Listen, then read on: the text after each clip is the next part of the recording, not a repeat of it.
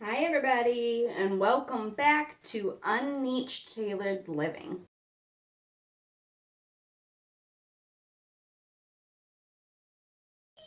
What are we going to do today? Yes, thank you. So today we're going to show you what to do with the things that you have foraged. Proper care, different ideas, things like that you can do with the stuff that we have foraged from our yard. Let's get started. So first things first, guys, with anything that you forage from the yard, whether it be a safe place, a dirty place, a whatever, it's still outside. So keep that in mind. It is still outside. There are still bugs. There are still animals. There are still all of these other things that you need to keep in mind, that it's natural, it's in nature, it's great. It is still outside. So first, rule number 1, you have to wash your products. The same as you would coming in from the garden. The same that you would anything else. So we're going to take our stuff, we're going to pop it in the sink, and we're going to rinse it all off and wash it. Step 1.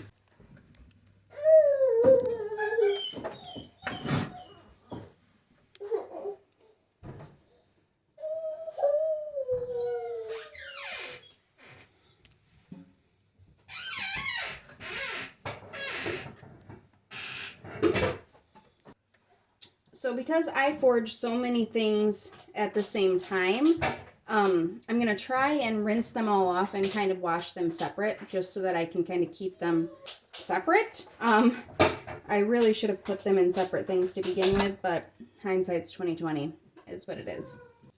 So I'm going to start with the cilantro because this is probably the easiest one to do as a whole. There's a dead nettle in there. So this is probably the easiest one to do as a whole because it doesn't take a whole lot of preparation to have it. Now, cool thing about cilantro is if you're making a dish, you can literally just wash it off and top the dish with it. You don't have to do anything fancy. But if you want to preserve this for winter months like what I do, then super easy, guys. I'm just going to take it. I'm going to wash it.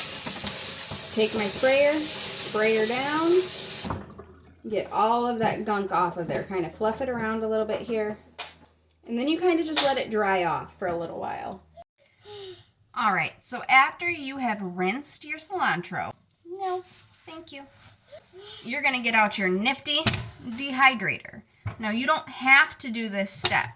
You can put them in the oven, you can lay them out to dry, you can hang them to dry them, whatever you want to do, but we already had a dehydrator, so I'm using the dehydrator. So we're just going to take it and get it set up. Start with one tray. I'm going to take my leaves and I'm just going to lay them on the trays. Super duper easy. You're going to want to lay them kind of more in a single layer. That ensures that they dry a little bit better. And if you have like long stemmy pieces like this, you can take the stems off. You don't need to dry the entire stem, it's the leaves that you're looking for. And just keep doing that all the way around. Super duper easy. Parenting, however, is being frustrating.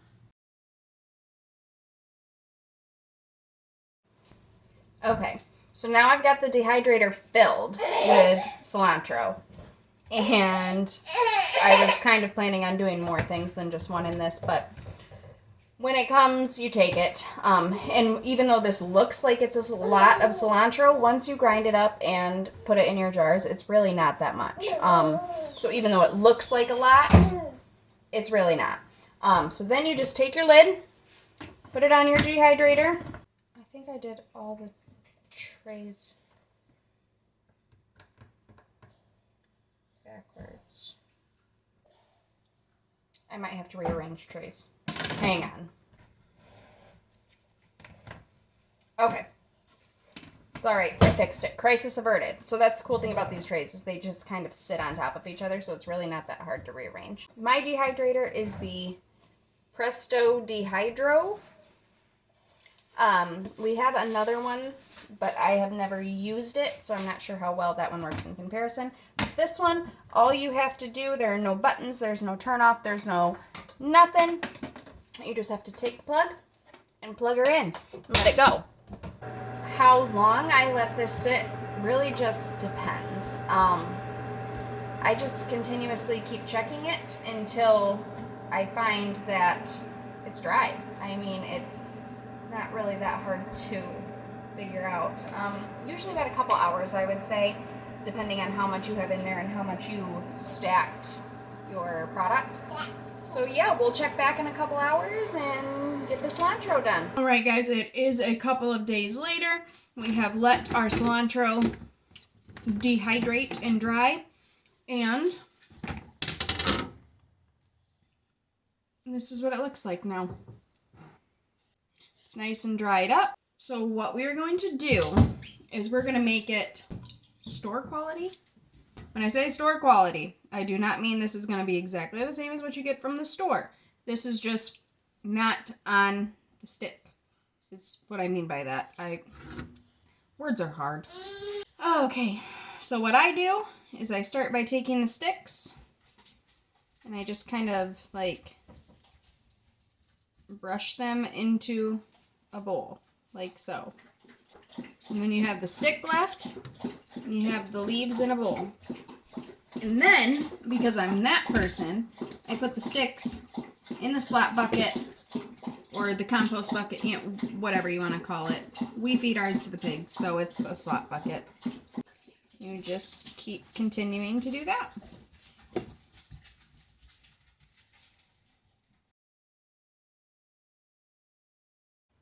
Alright, so, whoops.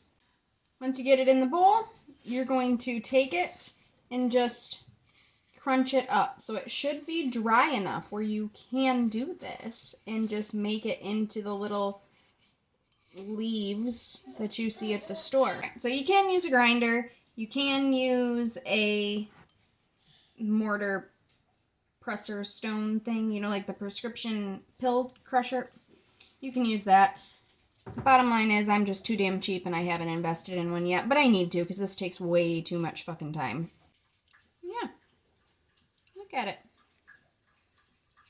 Lots of yummy green stuff. Full disclaimer, this green stuff is edible and not the loopy green stuff. Do not feed that to your kids. Parenting 101. Tip for the day. Then the last thing you do is pop it in a jar of your choosing, whatever jar you want to do. Just make sure it has, you know, a lid on it. And it is good to store for some time. You're welcome. Oh my gosh. This is exhausting. I'm not even done with the first tray yet. Oh goodness.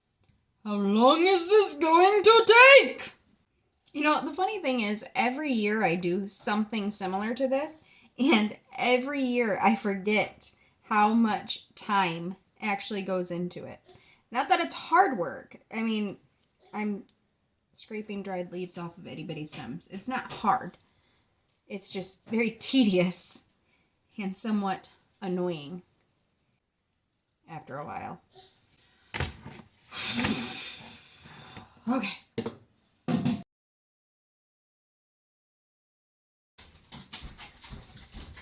Well, the cat came back. All right. Wash hands after touching cat. Check. Where's my towel? Okay. Focus. Why are you hollering?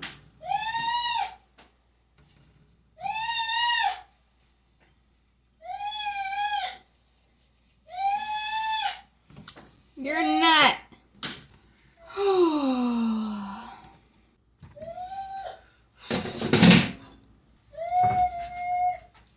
Are you singing? It's a very beautiful song.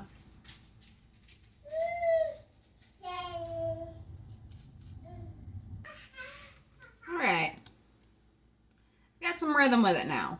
We're cooking. We're moving and grooving.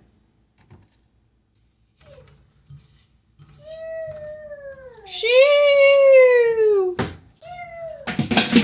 Okay. Last one. Let's go. Oh, there's a stem in there. Take out the seeds and stems. It's very inappropriate.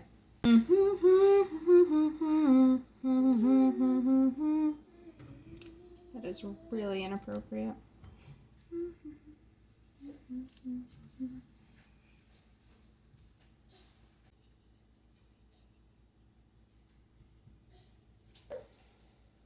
Are you a cow? Are you a cow? Okay. You want to be a cow. That's cool. Oh. Phew. That was a lot of work. Seems to me that there would be some tools that I might be able to buy to make this a lot easier. So, since I'm such a cheap ass and I haven't bought one yet and I really don't know what I'm looking to buy, if you guys have any recommendations for different kinds of, say, coffee grinders, mixer type grinder thingies that I can use to make this go a little bit faster, drop it down below in the comments and maybe I'll test it out and see. Oh god, it itches. I'll test it out and see how well it works and we'll just kind of go from there, see what we got going on. So here you have it, guys. I just barely fit all of that in this jar. This was cilantro that I had found out in the yard. If you missed that part of the video already, in our foraging video, we found it, and I dehydrated it and crushed it up, and now we have fresh cilantro to use in all of our baking and cooking needs. What am I making for dinner? A pre-made pizza, because now I'm tired.